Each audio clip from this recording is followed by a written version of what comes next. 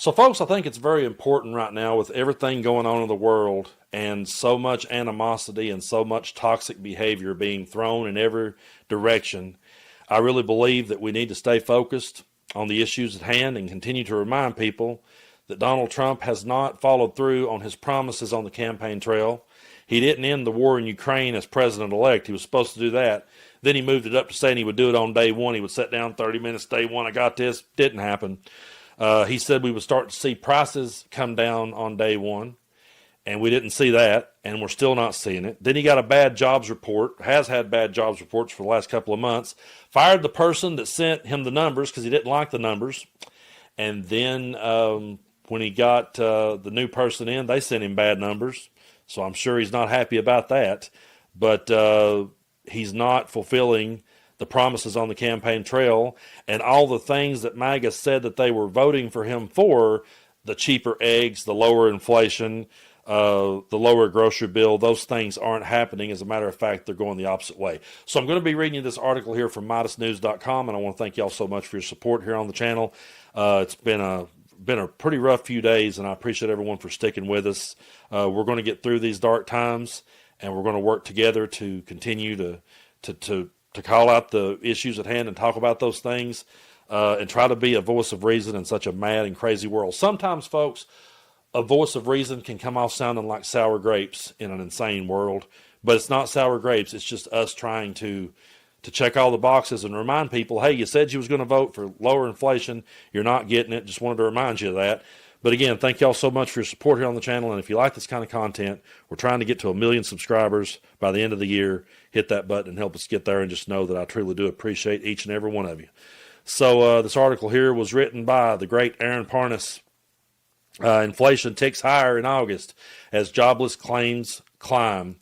Rising consumer prices and a surge in unemployment filings set the stage for the Fed's next big decision. So consumer prices rose faster than expected in August, while weekly jobless claims jumped to their highest level in nearly 4 years, presenting the Federal Reserve with a complex mix of signals ahead of its upcoming policy meeting. The Labor Department reported that the Consumer Price Index increased 0.4% for the month, marking the sharpest rise since January. On an annual basis, inflation now stands at 2.9%. Slightly above July's pace and the highest since the start of the year. And at the start of the year, just for a reminder, at the first 20 days, start of the year, Joe Biden was still the president. On an annual basis, inflation now stands at 2.9%, slightly above July's pace and the highest since the start of the year. I already said that. Core inflation, which strips out food and energy costs, rose 0.3% in August and is running at 3.1% over the past year in a line forecast. At the same time, jobless claims have spiked to 263,000 for the next week ending September 6th. A jump of 27,000 from the prior week and well above expectations. That's the highest level since October of 2021, signaling potential weakness in what has been now a relatively solid labor market. Markets responded positively to the data by betting heavily that the Fed will cut interest rates when its two-day meeting concludes on September 17th, while the inflation report alone may not have forced a policy shift. The unexpected surge in jobless claims is likely to strengthen the case for easing. Some investors even see a possibility that the Fed could opt out for a larger half-point rate cut instead of the typical high quarter-point move. Shelter costs were the biggest driver in inflation in August, accounting for a third of the CPI and rising 0.4%. Food prices increased 0.5%. Energy prices climbed 0.7%, with gasoline nearly up 2%. Services cost almost remained elevated, underscoring the Fed's challenge in bringing overall inflation closer to its 2% target. The central bank has been carefully monitoring how tariffs are influencing prices, particularly goods and vehicles. While new and used car prices both rose, service inflation remains the more concerning signal for policymakers.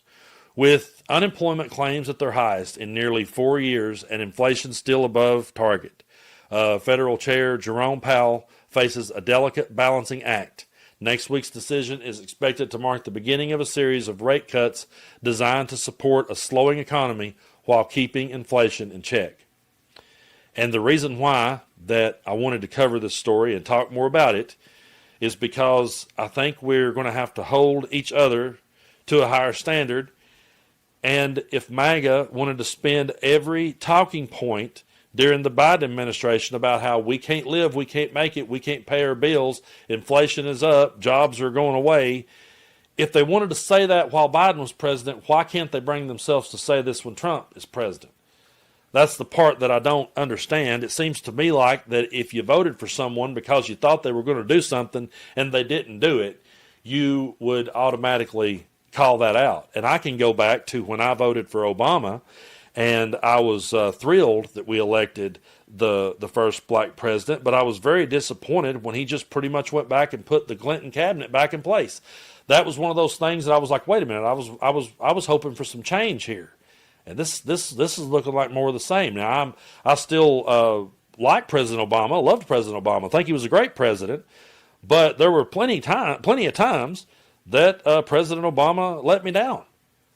And I would call it out. I would say, hey, that wasn't what I voted for. That's not what I wanted. I don't see why that's so hard. I didn't know that politicians were like sports teams and we just defend them regardless. You know, I think Obama was a great president. I think he's one of the best. But I think Biden was one of the best in the 4 years that he had. I think he had a more productive 4 years than most people has in 8. But I couldn't argue with people when they were saying to me that they couldn't make it, when they were saying they couldn't live, because I couldn't either. So I could see, yeah, we're struggling. We all are. I get it. I understand. But it didn't just magically end and go away when Donald Trump came in. It's not like your life just went, oh my God. All that happened in MAGA's world is they suddenly just got more stuff to rage about. They suddenly just got more stuff to own the libs about. But owning the libs does not pay your bills. Owning the libs does not put food on your table. Owning the libs does not take care of your family and does not take care of your loved ones who get sick. Owning the libs doesn't help you if you get sick. Owning the libs doesn't help you if your kid doesn't make it home from school. So sit back and flex and own libs all day, but it's not helping you at all. It's just making you feel warm and fuzzy inside. But it's not doing anything to add any quality to your life. That's the part I don't understand. It's like I've seen it happen so many times. I've seen it happen when Obama came in. I see when Obama came in, the Republicans back then, and they morphed right on into the MAGAs that we have today. But, the economy's in the dump. The economy's in the shitter. He wasn't even in office yet. He hadn't even become the people. When he was president-elect, they were saying that the country was, it's the worst it's ever been. I'm like, well, yeah, we just got done with 8 years of Bush and Cheney. What do you expect?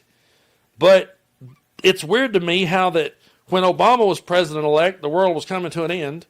And then when Trump's president-elect, it's like, oh, it's so much better. My life just magically changed. I went out and voted today. Well, when you went out and voted and you went into the grocery store the next day, was the bill any lower? When you went through the drive-thru the other day, was the total any lower? Because I know it wasn't where I'm at, and I'm in the buckle of the Bible Belt. We're all going through the same drive-thru. So when I see you talking about how great it is, I think you're pretty delusional, considering we're both in the same drive-thru, and I'm going, damn, I'm really paying that for 2 combos? Holy shit.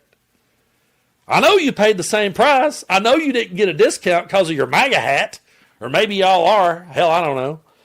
I mean, it's ridiculous. It's ridiculous. They will not hold him to any standard.